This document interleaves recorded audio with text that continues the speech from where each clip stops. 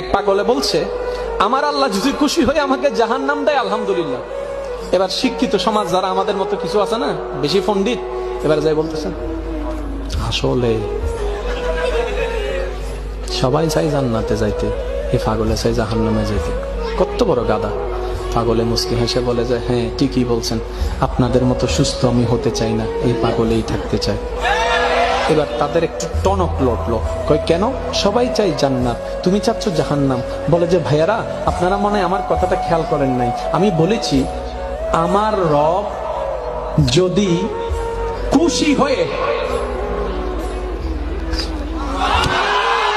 আমার রব যদি খুশি হয়ে আমাকে জাহান্নাম দেয় আমি সেটাও নিতে রাজি। বলে যে এখনো বুঝলাম না।